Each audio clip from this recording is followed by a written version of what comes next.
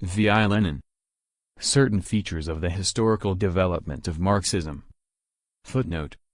Zvezda, the Star, in which this article appeared, was a Bolshevik legal newspaper, the forerunner of Pravda, published in St. Petersburg from December 16, New Style 29, 1910 to April 22, New Style May 5, 1912, at first weekly, then from January 1912 twice and from March, 3 times a week.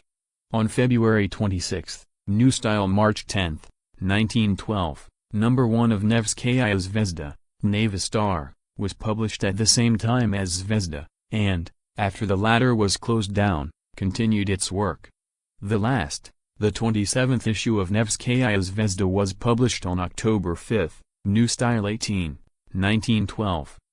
Contributors to Zvezda were N. Bachrin, K.S. Yeremayev, N.G. Politaev, M.S. Olminsky, and others, including Maxim Gorky, whom Lenin enlisted as a contributor. The pro-party Mensheviks, Plekhanov's group, contributed to Zvezda until the autumn of 1911. Lenin gave the paper ideological leadership from abroad, and together Zvezda and Nevskaya Zvezda published nearly 50 of his articles. Under Lenin's guidance the legal newspaper Zvezda became the militant paper of the Bolsheviks which defended the program of the illegal party. Zvezda established workers' correspondence on a broad scale, maintaining strong and regular contact with the workers. Some of its issues achieved a circulation of 50,000 to 60,000 copies. The newspaper was the constant target of government repression. Out of 96 issues of Zvezda and Nevskaya Zvezda, 39 were confiscated and 10 were subject to fines. Zvezda paved the way for the publication of the daily Bolshevik newspaper Pravda, and on the very day it was closed down by the government the first issue of Pravda appeared. End of footnote. Published, Zvezda, No. 2, December 28, 1910. Signed, V. Ilyin. Published according to Zvezda text. Source, Lenin Collected Works, Progress Publishers, 1974, Moscow, Volume 17, pages 39 to 44. Our doctrine, said Engels, referring to himself and his famous friend, is not a dogma, but a guide to action. This classical statement stresses with remarkable force and expressiveness that aspect of Marxism which is very often lost sight of. And by losing sight of it, we turn Marxism into something one-sided, distorted and lifeless. We deprive it of its lifeblood, we undermine its basic theoretical foundations, dialectics, the doctrine of historical development, all-embracing and full of contradictions. We undermine its connection with the definite practical tasks of the epoch, which may change with every new turn of history. Indeed, in our time, among those interested in the fate of Marxism in Russia, we very frequently meet with people who lose sight of just this aspect of Marxism. Yet, it must be clear to everybody that in recent years Russia has undergone changes so abrupt as to alter the situation with unusual rapidity and unusual force, the social and political situation, which in a most direct and immediate manner determines the conditions for action, and, hence, its aims. I am not referring, of course, to general and fundamental aims, which do not change with turns of history if the fundamental relation between classes remains unchanged. It is perfectly obvious that this general trend of economic, and not only economic, evolution in Russia, like the fundamental relation between the various classes of Russian society, has not changed during, say, the last 6 years. But the aims of immediate and direct action changed very sharply during this period, just as the actual social and political situation changed, and consequently, since Marxism is a living doctrine, various aspects of it were bound to become prominent. In order to make this idea clear, let us cast a glance at the change in the actual social and political situation over the past 6 years. We immediately differentiate 2 3-year periods, one ending roughly with the summer of 1907, and the other with the summer of 1910. The first 3-year period, regarded from the purely theoretical standpoint, is distinguished by rapid changes in the fundamental features of the state system in Russia. The course of these changes, moreover, was very uneven and the oscillations in both directions were of considerable amplitude. The social and economic basis of these changes in the superstructure was the action of all classes of Russian society in the most diverse fields, activity inside and outside the Duma, the press, unions, meetings, and so forth, action so open and impressive and on a mass scale such as is rarely to be observed in history. The second three-year period, on the contrary, is distinguished. We repeat that we confine ourselves to the purely theoretical sociological standpoint, by an evolution so slow that it almost amounted to stagnation. There were no changes of any importance to be observed in the state system. There were hardly any open and diversified actions by the classes in the majority of the arenas in which these actions had developed in the preceding period. The similarity between the two periods is that Russia underwent capitalist evolution in both of them. The contradiction between this economic evolution and the existence of a number of feudal and medieval institutions still remained and was not stifled, but rather aggravated, by the fact that certain institutions assumed a partially bourgeois character. The difference between the two periods is that in the first the question of exactly what form the above-mentioned rapid and uneven changes would take was the dominant, history-making issue. The content of these changes was bound to be bourgeois owing to the capitalist character of Russia's evolution, but there are different kinds of bourgeoisie. The middle and big bourgeoisie, which professes a more or less moderate liberalism, was, owing to its very class position, afraid of abrupt changes and strove for the retention of large remnants of the old institutions both in the agrarian system and in the political superstructure. The rural petty bourgeoisie, interwoven as with the peasants who live solely by the labor of their hands, was bound to strive for bourgeois reforms of a different kind, reforms that would leave far less room for medieval survivals. The wage workers, inasmuch as they consciously realized what was going on around them, were bound to work out for themselves a definite attitude towards this clash of two distinct tendencies. Both tendencies remained within the framework of the bourgeois system, determining entirely different forms of that system, entirely different rates of its development, different degrees of its progressive influence. Thus, the first period necessarily brought to the fore, and not by chance, those problems of Marxism that are usually referred to as problems of tactics.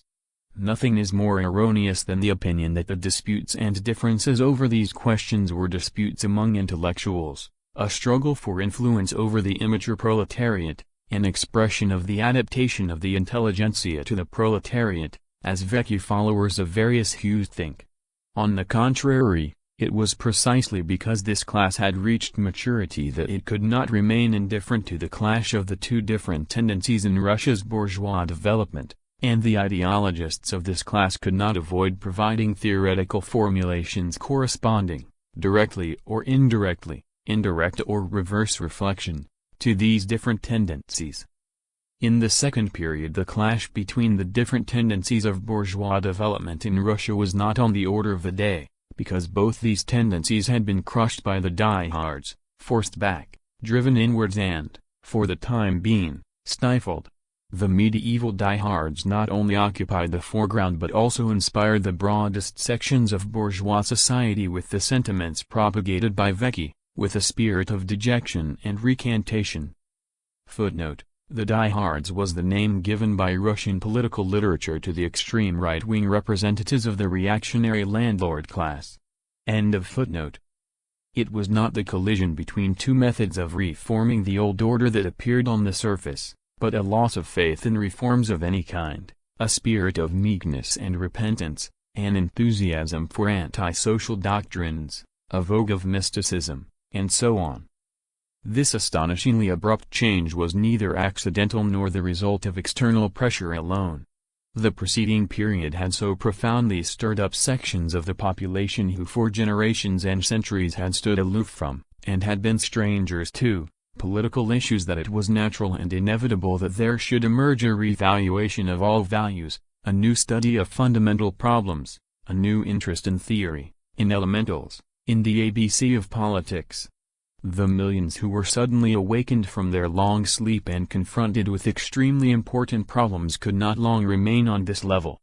They could not continue without a respite, without a return to elementary questions, without a new training which would help them digest lessons of unparalleled richness and make it possible for incomparably wider masses again to march forward, but now far more firmly, more consciously, more confidently and more steadfastly.